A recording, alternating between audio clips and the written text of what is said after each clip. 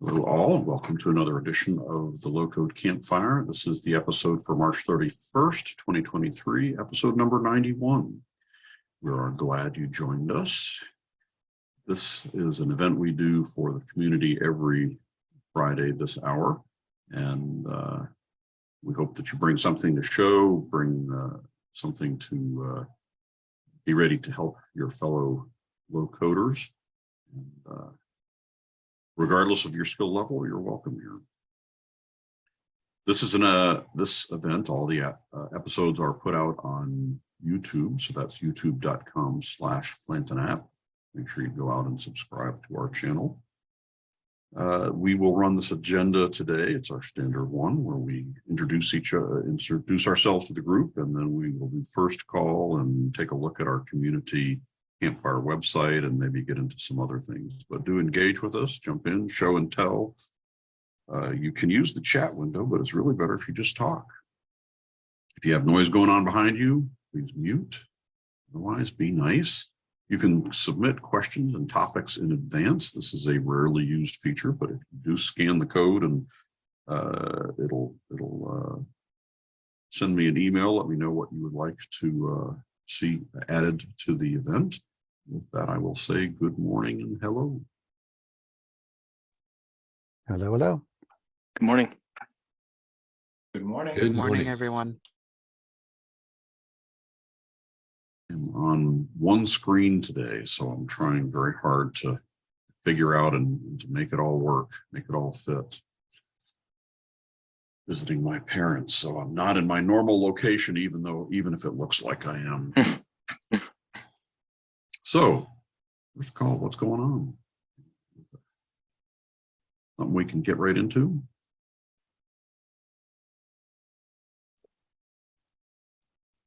Don's got something, don't you? Come on, Don. I don't want to be the poster child for keeping for showing off lack of skill, but I did notice a strange thing that I've got a scheduling problem. I'm getting a gazillion errors on a website, and it has something to do with Search Boost, and I'm not sure why, because I've never used it. So I have two questions. First, is Search Boost running due to something else? Is any of the other PlantanApp modules relying on it, and therefore it is running, it's buried somewhere? That's my first question. I guess I'll just stop there and ask that question. So if you're running PlantanApp, Search Boost is installed automatically and activated automatically. But you can turn it off. You can turn off a lot of its indexing functions, and if you're not using the functionality, you can certainly do that. It tries to, depending on, for example, when on entities, when you say that I think it's the setting is searchable, or I don't know. Well, we can take a look a second, but there's a setting that turns indexing. Yeah. Yeah. So if you've turned on indexing, then Search Boost tries to add that. But if you're getting thousands of errors, that sounds like an unusual thing. You'd started this in a support ticket, so I've been thinking about it a little bit. I would, in the first iteration of solving your problem, I think I would try and turn off the indexing and see if that clears it up, and then we'll have to figure out what is why it's erroring.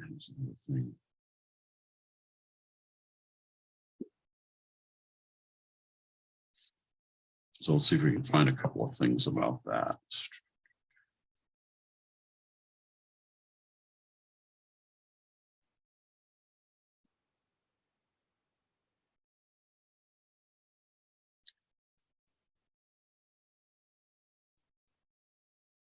So I guess I'll start with entities, even though I clicked on search. When you're editing an entity, and in the general settings, there's this enable indexing, and this is Search Boost.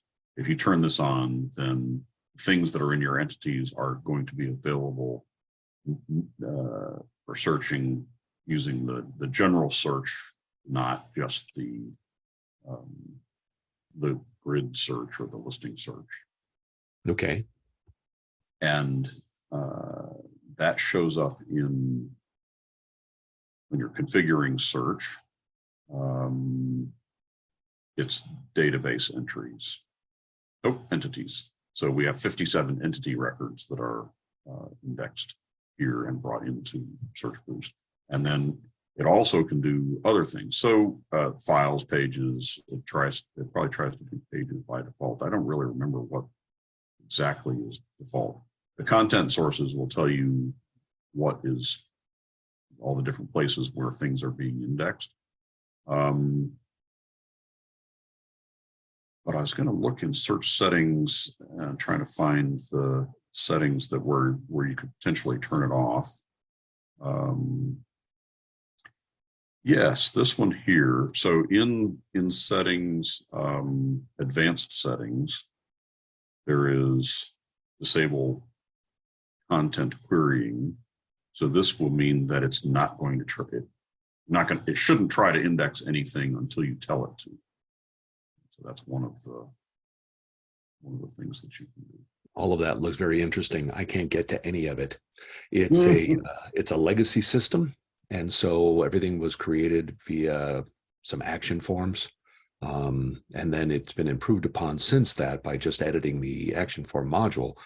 Even though Plant and App is installed, there are no entities because again, it was started with action forms, and a table was manually made for each of the applications. So that's one thing. The second thing is that when I do click on search, it just, your cool little blue animation for page load, it just sits there forever, never comes back. Yep. So definitely got some things going on there that sounds like a support issue. So it was a legacy system, but Plant and App has been installed and it's up to date. Yes. Well, it's 124. There's a real need to go to 9.11.2 because of some resource manager fixes that are in on 9.11.2. But your QA folks haven't blessed 9.11.2 yet. So I'm holding off on that until you say it's okay, and then we'll upgrade again. It's the same problem child website that and I really appreciate it. And I'll throw a plug in for all those listening now or watching the recording, but the development folks, Christy particularly, has helped tremendously with solving the previous problems that are here. There's still a few more to go, it seems. So I was wondering if there was a way to, first of all, Search Boost is not loaded on any pages. So if you go into extensions and look, there's a couple of Search Boost things. The Search Boost that's there, as you showing it on the screen right now under persona bar. If you click on that, you get that little blue animation forever. It doesn't, it never resolves or shows the page. Search Boosts, there's a couple of different Search Boost modules that are on the extension page. Neither of them are installed. And I'm assuming that if I delete those, that I'll probably break something else, especially whatever's running. So every minute there's 5 or 6. No, I take that back. I think it's more than every minute. There's 5 or 6 errors. So it's really accumulating errors in the log. I didn't pay attention to it over a few days, and then all of a sudden the clients couldn't log in because the database was so big for log entries. So after we cleared the logs out, everything was back to normal there, but then it accumulates. So I have to, basically stay on top of it right now. Yeah. So I have, a bucket for the drips, and every once in a while I have to empty the bucket.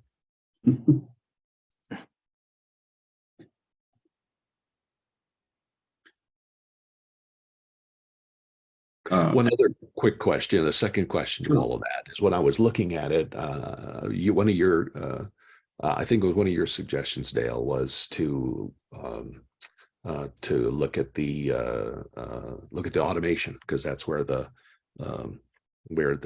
search, where your scheduler is running. And I went to automation. I don't have any automations created on here, again, legacy system, but I went under history, and it says that app builder, download app builder, or check down. Let's see what the Something about updates, get updates. Yes, get updates. Yep. It's every 5 minutes. Yes. So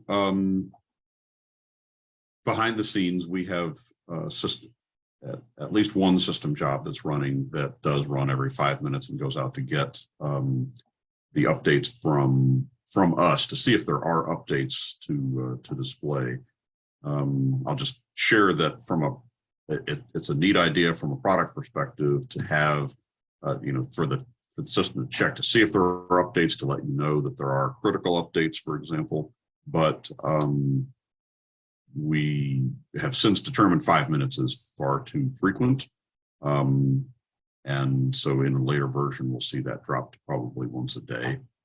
And it's a very fast running job, but there's no real benefit for running for every 5 minutes. So Got it. Okay. doing that. But speaking of automation, suggestion, maybe you might want to make an automation action to clean out your logs until you get your situation figured out. Well, that's a great idea. Hadn't thought of that. What is it that you're doing? Running some form of a SQL delete command? For me, no, just going to admin logs and then clicking on clear logs. So it's the physical logs that are, well,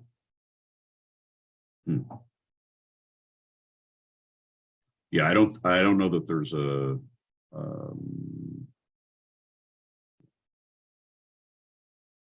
so I think when you do that, it's probably You're getting the same error. a different error, I think, probably. Not quite the same error. Mine was definitely at the at the end of the trace there. It's all search boost. Yep. That's what I'm seeing on That's mine. the one on mine. And it's not an execution timeout, but it's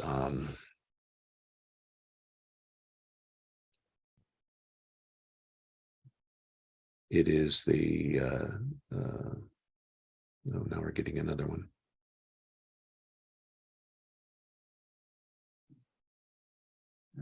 Remind me. Oh, you're Good. under log settings where you're going to clear logs. Yeah, clear logs, right? I don't even know where that is. Maybe I'm scrolling by it. It was right at the very top under click on admin logs. And there. And just clicking on that. So Ben, you know what this is going on. Hi. Okay, so all right, you're clearing that log. When you hit clear log there, that's clearing out the database. You're not clearing out the file logs directly on the physical folder either? Or are you doing that as well? No, I'm doing just clicking this link here that Dale's pointing at. Yeah, so if you do that, that's strictly database. So yeah, you could run a SQL query to do the same exact thing. If you need the ability to clear out the physical logs as well, because I do, since, well, I don't know about anybody else, but I don't typically go into the logs folder very often. And every single day, you have even one error, it creates a file for the day and they stay, they don't automatically delete. So, you could go 2 years running a site and then all of a sudden realize you have 2 years worth of logs in there. So I actually have a Razor script that goes into that logs folder and purges everything after X amount of time that the token that I created is specified for. So like, for example, I put mine for, I think it's, what do I have it set here for? purge logs after 90 days. So anything over 90 days on the physical drive, it'll delete those text files as well, those log files within that folder. And it's a recursive search. But other than that, yeah, the event log, right, that Dale is showing, that's where you would basically be purging your records from. Got it. And so, yeah, well, so I would create a token that would include, that's an SQL token. And then, No, you don't need a token. If you do it straight in a job, you could just do a SQL statement in a job and set the job to run like once a day oh, got it. or got it. however often you need it to do. I mean, if it's also something that is, let's say for argument's sake, when it gets to be a certain amount of records, you can write your SQL query to say, okay, well, if the total count of records is over X amount, then, you know, wipe it out. So it doesn't necessarily have to do it each and every time. You know, you can set it so that it triggers on a threshold, but that's, you know, up to you and what your particular situation entails. Got it. Yes. Yeah, that's a great idea for the time being until we figure out what this problem is.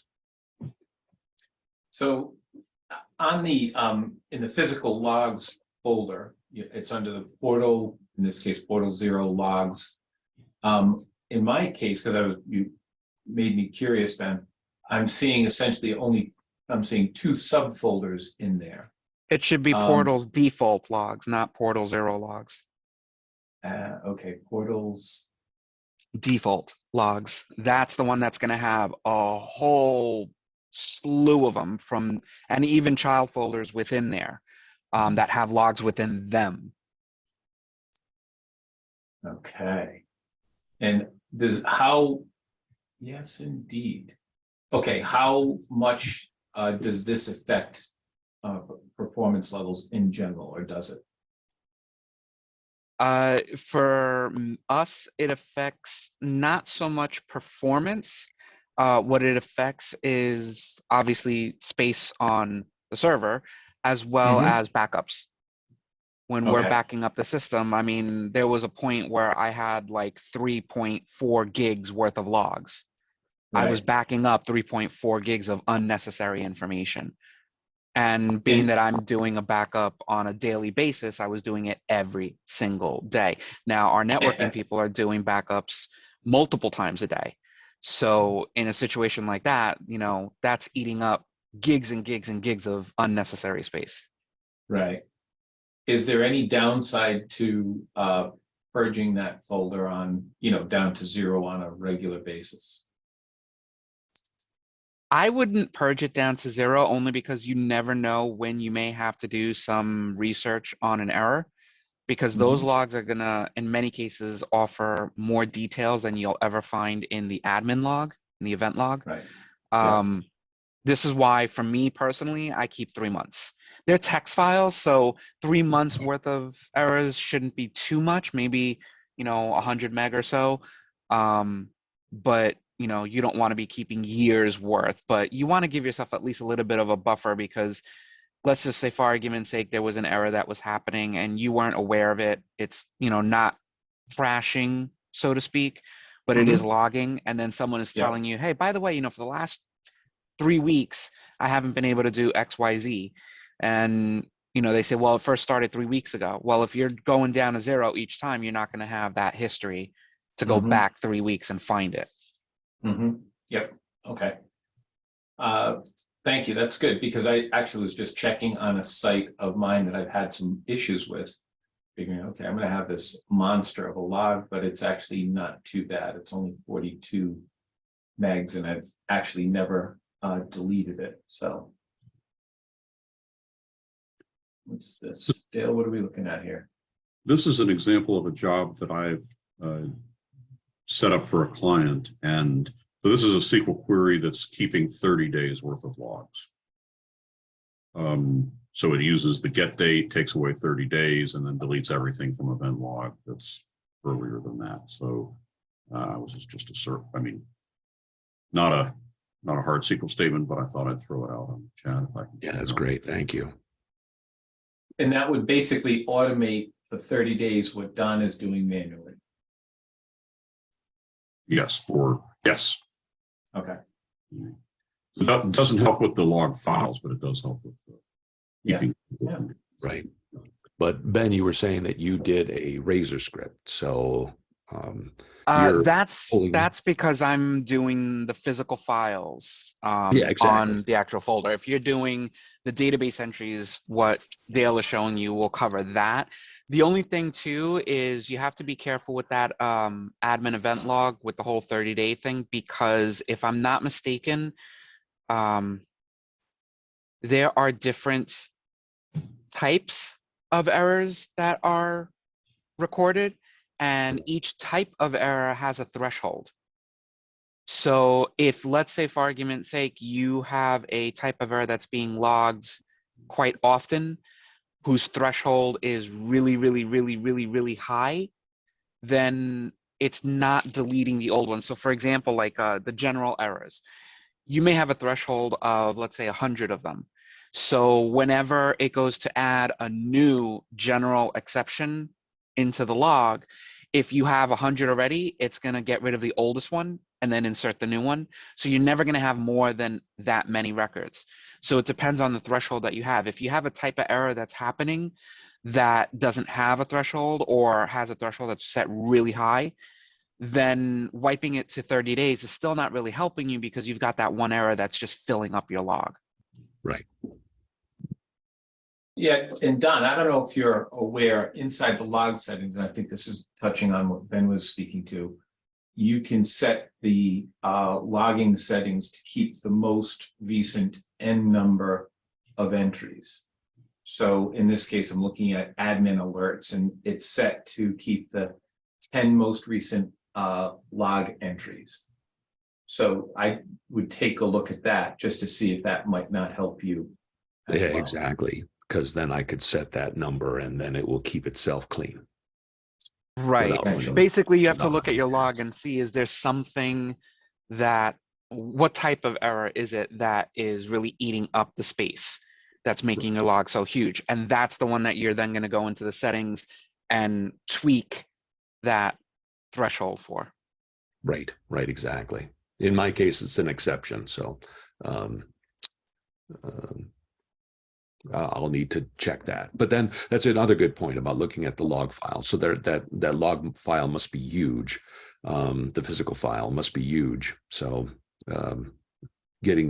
clearing that out and doing that regularly would also be helpful. Yeah, I just checked on my log files. I apparently haven't checked them since like 2016. But that was me. Yeah, there's like 7 gigs of log files in there. Uh-huh. So I did the same thing. All subfolders and everything, right? Everything in that folder can go away. And I don't delete the folders, I delete the files. If you guys want, send me your email address through the chat. If you don't want to post it, you can send it to me directly. And what I'll do is I'll send you the Razor script. It's just it's a token, and it's got certain parameters to it. You just give it the starting folder that you want it to look in, tell it whether you want it to be recursive, and then tell it purge records after X many days. And that's it. It'll just go through automatically and, you know, look at all the files, look at the creating dates, you know, the file dates on them, because the file names themselves have a date. And then it'll purge all of the logs that it finds in all the child folders as well. But it'll leave the structures of the folders intact, because me personally, I don't know if any of these applications will recreate them if you delete them. I don't want to crash anything. that's what I was But I wondering. know Yeah. I can delete the actual data inside them. So. As far as I can tell, it's pretty much all action form, action grid, my tokens, those kind of folders. But yeah. Yeah, Yeah. you also have the DNN logs are in there as well as the installation logs. Those are in there also.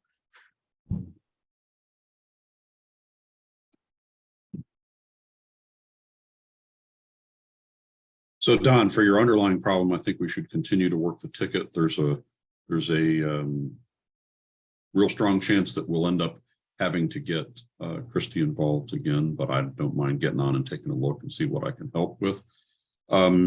Also, I mean, I kind of threw in there, I didn't think I suggested the possibility of removing Search Boost, which isn't really recommended with Plant an App, because it's always, it's going to reinstall it for you as you, the whole product gets installed every time. But you're working on a production site, correct? Right. So I wouldn't, yeah. If it was a demo site or dev site, I would say, yeah, you could uninstall Search Boost and see if it, see if it stopped the behavior that we were talking about, even knowing that it's going to reinstall at a later time. Part of my thought was that it might on reinstall fix whatever the problem is. But Yeah, anyway, that makes sense. I wouldn't do that to your production site, potentially invoke problems for you. So I think we better take a look at the actual error. So I'll get into that after the call later this afternoon. Great. Thanks. Appreciate that. And again, probably want to set you up with Christy. So maybe we'll have a dialogue about that. Okay. And maybe if you wouldn't mind looking at your schedule for mornings next week when you might be available, and throw those dates on the list, I'll negotiate with Christy. What we can do. Fantastic. Yeah, I'll do that. Good. Anyone else with a first call? Yeah, I actually have one that's, believe it or not, log related. I posted a question on the community forum. Basically, what I'm trying to do is I'm the very beginning of tracking kind of user activity for building a dashboard. And so what I have is I built an entity which is going to contain all of the data going forward. And then I've got a very simple workflow that just goes, in this case, and looks at the event log, and either the event log, or I provide the view event log, same result, and then update the entity. So I get a running list of kind of activity. And it's failing. And the reason is it fails when I execute it because the date isn't happy. So if I were to run this now, I run I've eliminated the date, it runs fine. If I put the date in, there appears to be some sort of difference between the date in the date log, the date format, and the date format in the entity. So I don't know if anybody's run into that before or has any thoughts. So you're trying to read in the event log like you're doing a load SQL? Yep, load it into a list and then Right through the list. Yep, run through the list. Yep. Yep. So is there other stuff that you're trying to pull out of the log, or you're just trying to create a user login? No, I've got basically I'm mimicking the log content. So I've got all the data fields there: log type key, config ID, username, create date, log properties, all in there. And it works, no problem when I don't copy the date. However, the date is vital given the fact that I'm trying to track activity. And when I put the create date, it gives me an error saying it failed to get value for property log create date of DNN login entity. The DNN logging entity is your thing, your entity, and you're trying to do a create new DNN login date. Okay. Yep. So our action has given you the creation. So it sounds to me like, and I responded back. I think the date that it's expecting is different from the date that you're probably providing it. But in my annoying way, I'm going to ask if all you're trying to do is capture login information. There's maybe a couple of different things that I wanted to at least point out that there is in automation. There is a user login event So if all you're trying to do is capture when people log in, you don't have to watch the event log and try and gather things out of it. You could create a job that runs when users log in, and then get the information that you're trying to capture, and put it into the table. Then it's not really the question you're asking. It's just another technique, right? Because watching that log is a thing. Yeah. So first of all, thank you. I'm very open to alternative suggestions. And actually, one of the things that has happened is I'm actually not going to go after the login date anymore, but I do want to understand the issue. The reason I'm not going after the login date is because the system is set up such that, let's say for mobile users, it's set up so that they can save the app icon to the desktop, which includes their login credentials, so they're never really logging in again. So I'm actually going to go after the last activity date, but I suspect it's going to present the same problem because it's a DNN date that I'm going to deal with. Yep. So.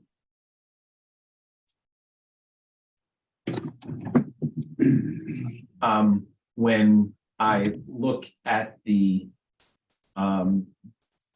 entity, the table within the actual database, it doesn't give me a heck of a lot to go on in terms of the date. So just, is there a way to go about this to figure this out, to sort out what DNN is saying is the date format versus what, and make it compatible with the date format used in entity?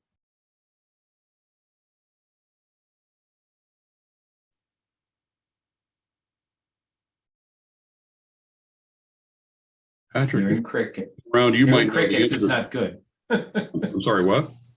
Hearing crickets is not good. Well, daytime is always a little bit of fun with our stuff, but let's see. And you're using daytime? Yep. Date and time. Okay. So I'm going to, just for fun, create an entity here.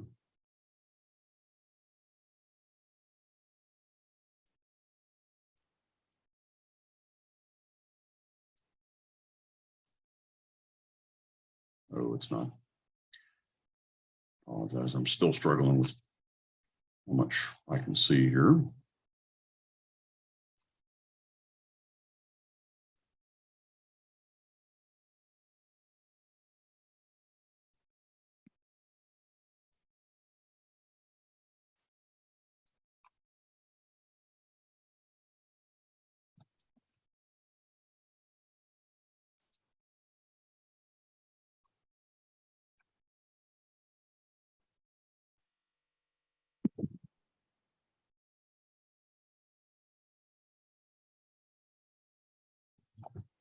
So one thing I do is like look at the way that that our software builds entities, builds forms that, like this form has an action that is going to do this.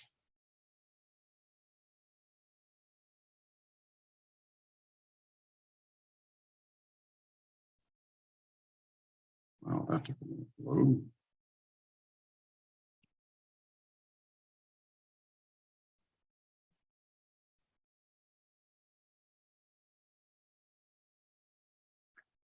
So the entry date is P entry date. This is a date and time field. And it's expecting an ISO. It is the value it's getting is an ISO date. Mm-hmm. All right. So,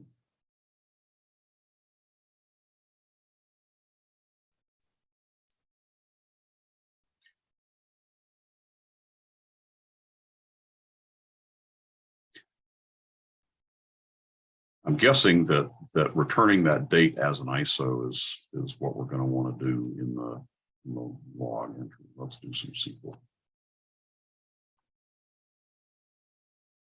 Yeah, and looking at the characteristics of the properties of the log create date, what I can see, and I'm sure I'm not seeing everything, but what I can see is that it's just simply a date time. There's no additional parameters that I can see associated with it.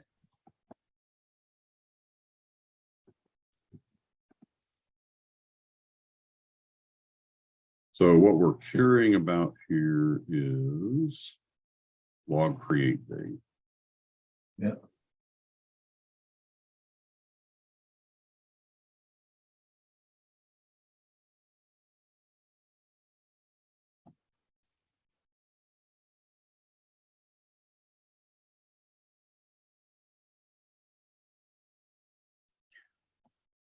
I'm just going to get two of those. So that's the SQL that I'm going to use to practice with here. Go back to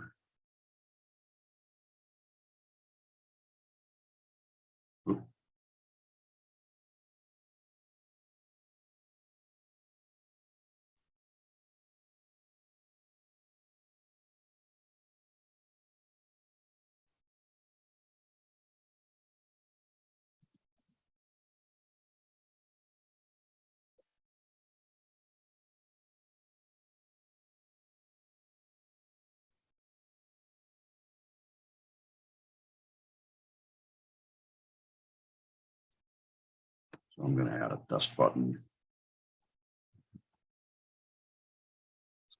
to read from the log.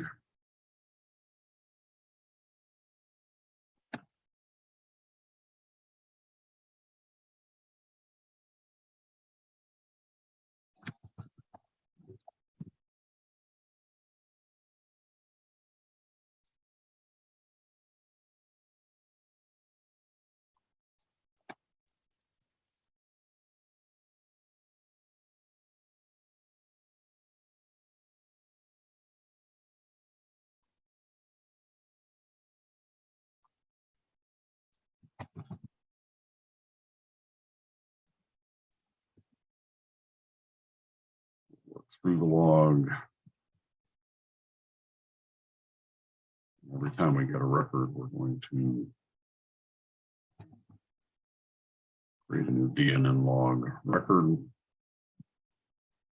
Names in the test, we don't really care about that one, and we want to use log lists.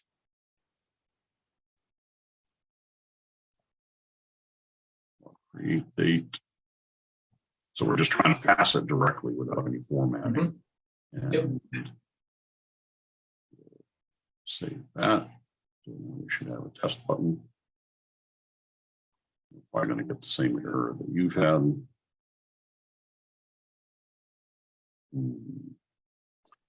Oh, I did this on my form, so I have to actually bring up my form for test.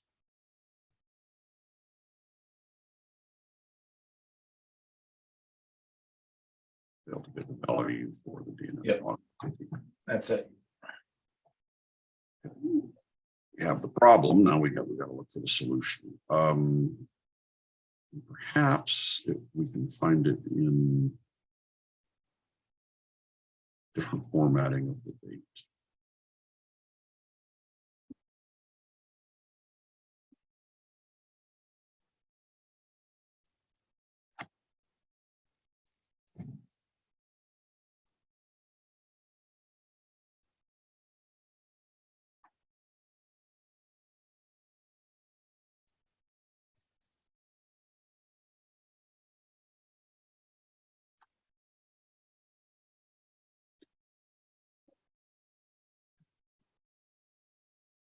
I think that's going to be the 0.65 that's getting you. But actually we can test this. This is probably the value you're in the pack, and let's see if we just. So this is the trial and error stuff that I go through when you guys submit a case, and I don't necessarily. I mean, I will get that back. Is everybody interested in watching me make paint dry, or you? I'm okay. I just threw the question out there hoping that somebody else had run into it and could help. So feel free to move on, Dale. I don't want to put everybody to sleep.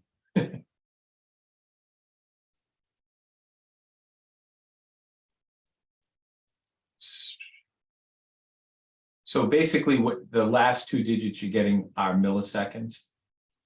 Right. Okay. And there's anybody know what the format statement is that I'm looking for? There's some format with some numbers. Yeah, hold on. I usually use convert, not format. Convert, and then you have to say varchar. You have to start it with varchar after the paren. And comma.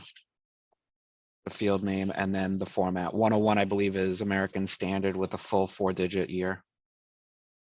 Right. So there's other formats that probably, Yeah, if you do like 23, I know because I use that all the time. That's the EU standard, the year first, then month day.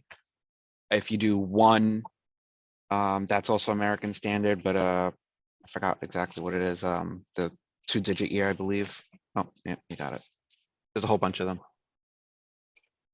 All right, so basically it's a trial and error to figure out which is the right combo to do the convert on the fly and have it acceptable to the entity. Is that kind of what we're saying? that's where I'm heading down. Yeah, I think you're looking for month, day, year, hours, minutes, seconds, but without that decimal point is my recollection. Yeah. Okay. Thank you very much. If you can't trial and error to do it, let me know and I will work more on it. Yeah, no, I should be okay. I just, like I said, was hoping for a, reason, somebody else has already done it, say, go do this. Mm-hmm. But thank you. Sure. All right, let's do last first call. Who else has a first call?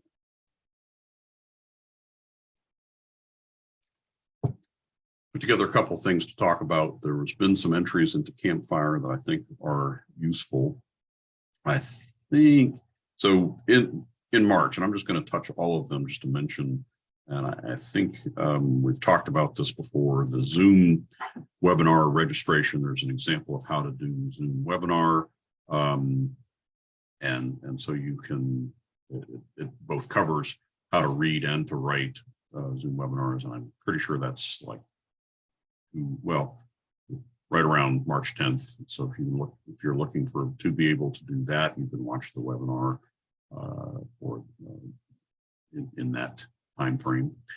I had an issue, and I think we've talked about it, where trying to have a very long listing and getting it to position to an anchor tag. And so, for example, I wanted it, we had to wait for the listing to load, and then we have this anchor tag on it. Talked about it, and I think I demonstrated it, and one of you guys suggested the on-grid loaded functionality, and so we're doing that now, and that example is here in this Campfire contribution. So if you're a member of Campfire, you can dive in and take a look at that. Patrick added one, which is counting the number of words, which is very cool. And now I'm logged out here, so I'm log back in. You'll notice we have a little bit of a different look on our login page, probably because the system has been updated to 1.25, I guess. So he's got this nice thing that says you've entered 0 out of 250 allowed words. And as you type, it shows how many words that you've typed in it.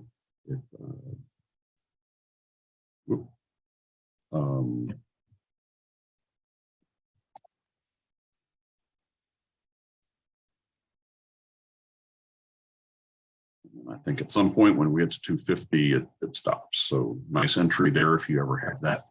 You're trying to do number of words, not number of characters. Nice little JavaScript that handles that. Thank you, Patrick. Yes, definitely. Another one is a grid loader placeholder that Anthony has contributed. And so I don't know if you can see it. I'm just going to refresh again. But watch the grid. You can see kind of a placeholder before the grid loads. Now, the grid's loading pretty fast, so you can't see much. But if the grid is taking a long time to load, it would give a nice placeholder. Are you able to see that through Zoom?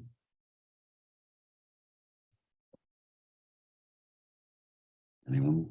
Yeah, we can see Was it. it that Yeah, little we see it percent flash. bar that flashed? Yeah, there's kind of a bar with there's circles and bars. And Oh, okay. so I don't think it's coming through on Zoom that well, but we believe you.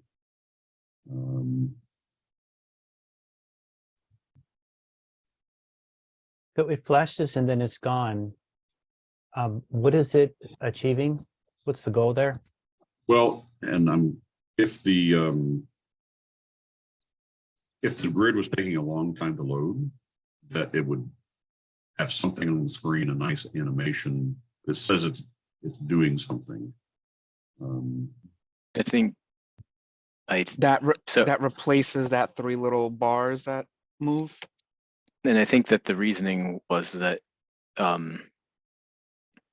I think, I'm not sure, but sometimes that doesn't it's either late or it goes away too soon or something like that in some situations.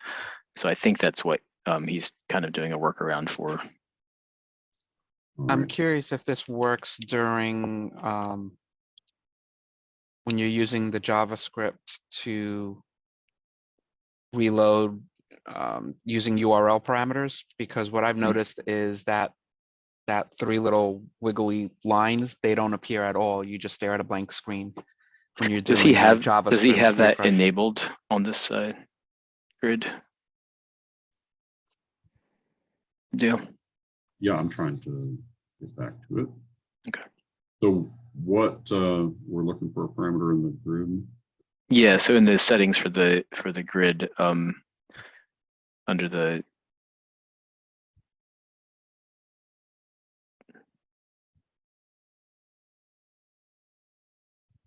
is it appearing on your screen yet, or are we still waiting for it?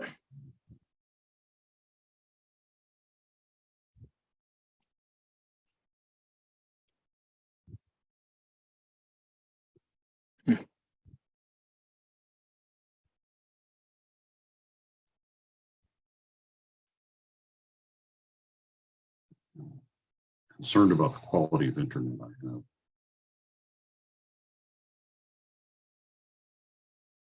Patrick, if you'll try and bring this up while I'm struggling along, if you get there first, we can switch to you. Okay. Let's try this way.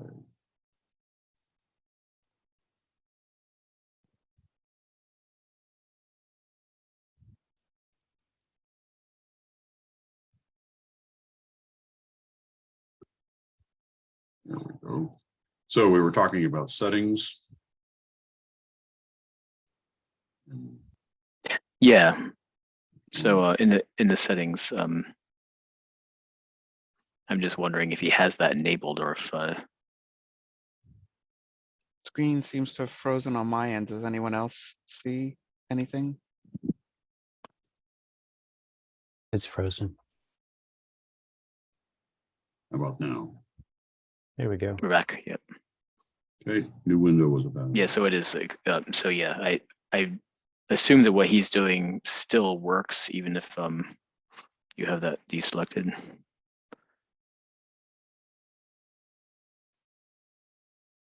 So let's see, this was done through CSS. And it's passing in a value. So you can follow it. This is not a tested solution, but I'm assuming that it's a good solution if you want to have that. And last week I talked about the thumbnail creator, and I don't think I had it on Campfire yet. So I've added it to Campfire so you can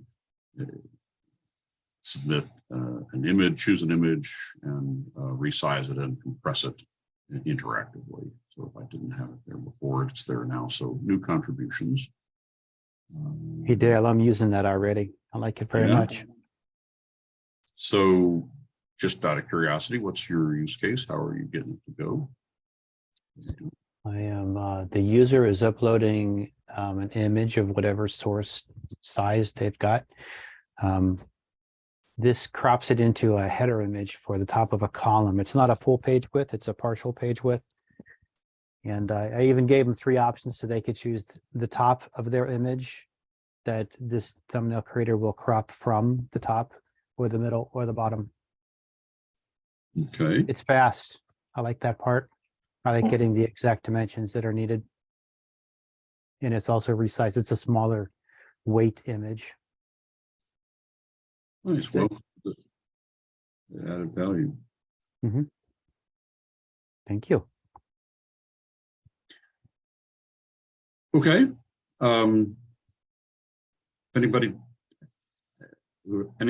on the group that doesn't have access to campfire.plantonapp.com and wants it, you can email to me or open a support ticket and I'll do that, or send it in the chat. Any of those things will get you added. What else? Dale, I have a question. Yes. The first one that you showed, the first Campfire app tags, that's for long listings. I've got a situation with a form where basically I'm paging through multiple iterations, if you would, of the form, and some of them are very long. When you go kind of the next button, if it's a long form, you're getting to the bottom of the form. Would that similar approach, do you think, work for a form as well as, in this case, a grid? I think the idea would work, right? If you get into this, it's doing a, let's find it here.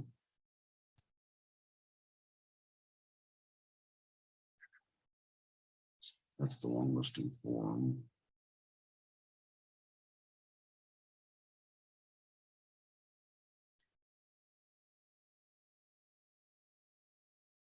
So here's the JavaScript that did this.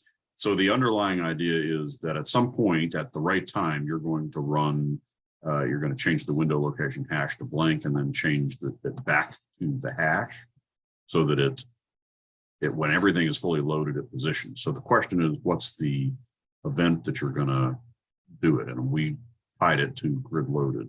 I think we decided, although I don't know, that there's a form loaded event. Does somebody on the call know? Yeah, I found that also. Yep.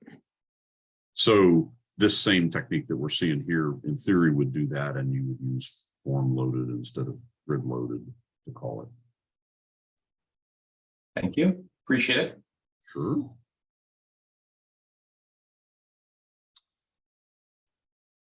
All right.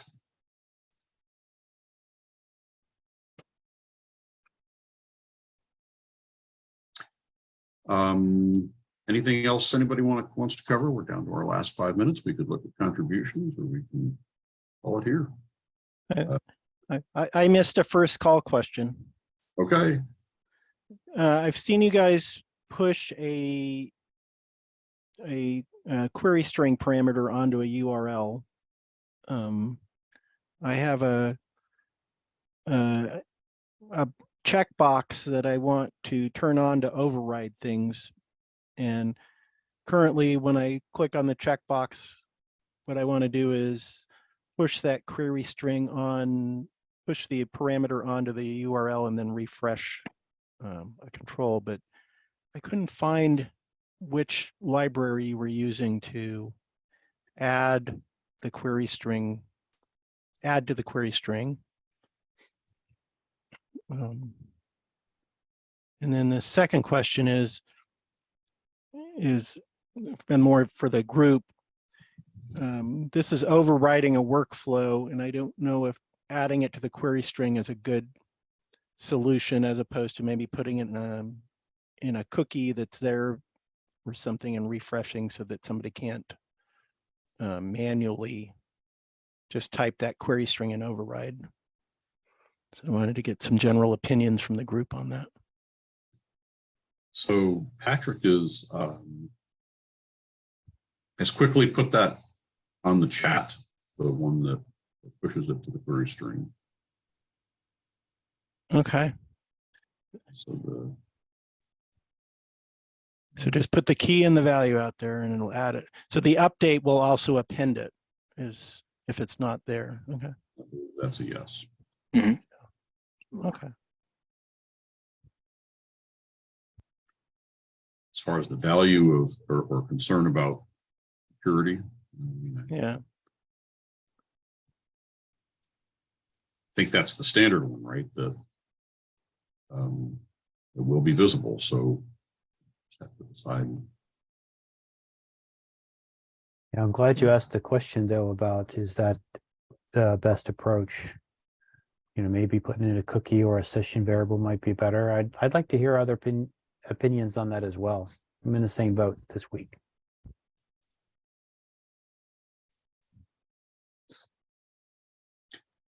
One of the things that I've done in the past is I have a form with some options that I don't want people to access, that I make the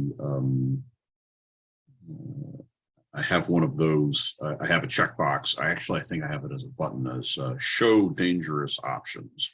And so if the button is visible to them and they can click it, it sets something on the form that then all the show bind expressions make those things visible. So they just kind of slide into place if they're.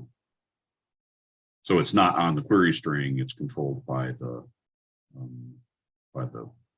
who has access to the button. And that was my first approach to solving this, where I ran into the problem, and maybe I'm misinterpreting the problem that I saw was like I have conditions on buttons on the form that are just in the main show button.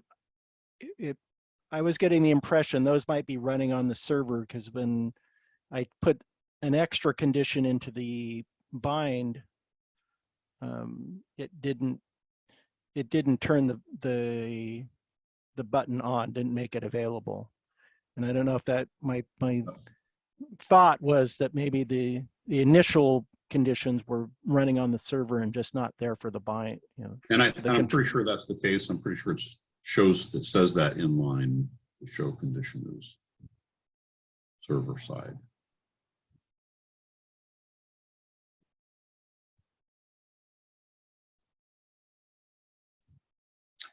Good. Okay. I think we're grinding to a stop, coming to the end of our hour. So for joining, I'm going to stop recording here a second. We'll go into our after close segment. Anybody willing to hang around and talk about, well, virtually anything, please do. Other than that, thank you for coming, and we will see you again next week this hour.